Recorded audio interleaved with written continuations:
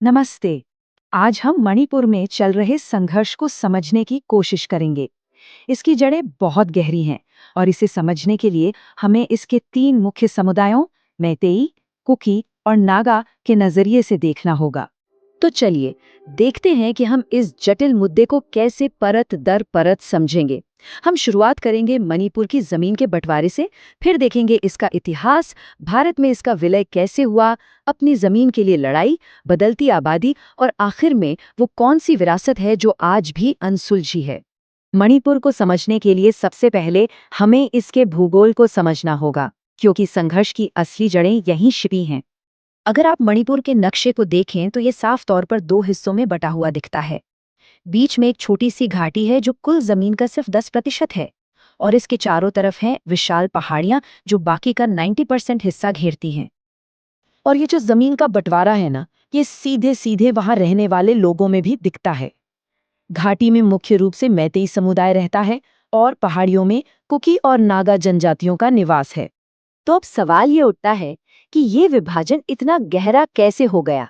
इसके लिए हमें थोड़ा समय में पीछे चलना होगा और देखना होगा कि कैसे ऐतिहासिक घटनाओं ने आज के इस संघर्ष की नींव रखी।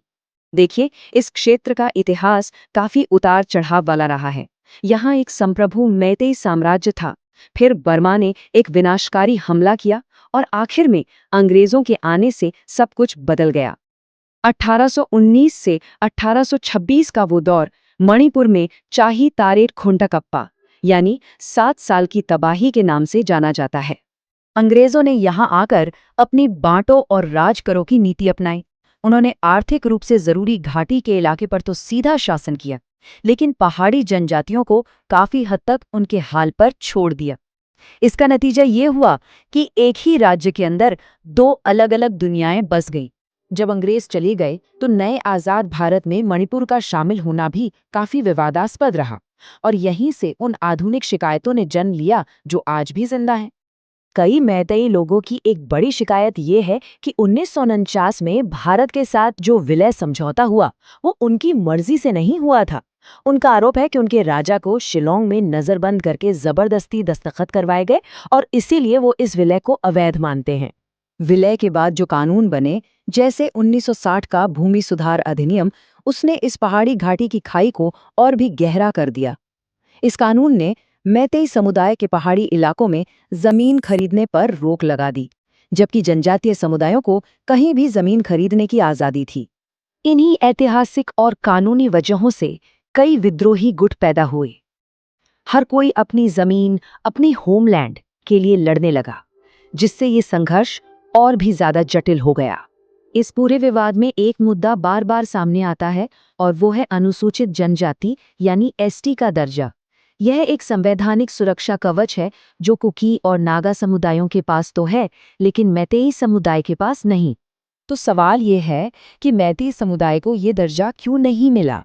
दरअसल 1965 में एक लोकपुर समिति ने एसटी दर्जा देने के लिए ये 5 मानदंड तय किए थे, और इन्हीं मानदंडों के आधार पर मैतेई लोगों को इस सूची में शामिल नहीं किया गया था। अब देखिए, नागा विद्रोही गुटों की एक बहुत पुरानी मांग है, एक अलग ग्रेटर नागालैंड की। और वो जिस इलाके पर अपना दावा करते हैं उसमें मणिपुर का एक बड़ा पहाड़ी हिस्सा भी आता है। और ठीक इसी तरह कुकी समूह भी अपने लिए एक अलग कुकी लैंड राज्य की मांग कर रहे हैं। ये वो इलाका है जिसे वो अपनी पुश्तैनी जमीन मानते हैं। और यहीं आकर ये मामला और भी पेचीदा हो जाता है। ये जो दोनों दावे हैं, ये अलग अलग जमीनों पर नहीं हैं, ये एक दूसरे के ऊपर ओवरलैप करते हैं।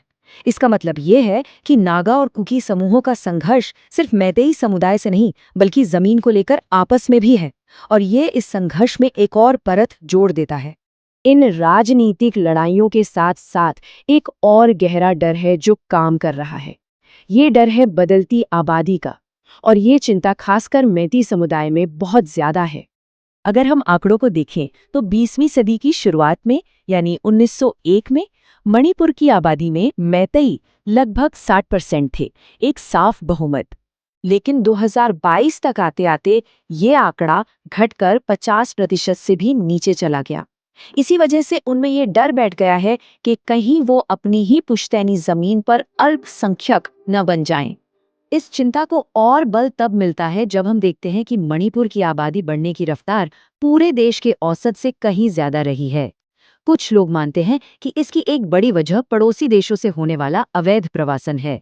तो दशकों के इस संघर्ष ने एक ऐसा नाजुक वर्तमान बना दिया है जो कुछ अस्थायी समझौतों और अनसुलझी मांगों के सहारे टिका हुआ है, और ये कभी भी टूट सकता है। तो आज की हकीकत क्या है? एक जटिल गतिरोध। विद्रोही गुटों के साथ कुछ अस्थायी शांति समझौते तो हैं, लेकिन जमीन के दावे, पहचान और ऐतिहासिक अन्याय जैसे असल मुद्दे अभी भी अनसुलझे हैं। और ये सब हमें एक बहुत ही बुनियादी और मुश्किल सवाल पर लाके खड़ा कर देता है। जब इतिहास ही एक जंग का मैदान बन जाए, तो उस जमीन पर एक साझा भविष्य आखिर कैसे बनाया जा सकता है?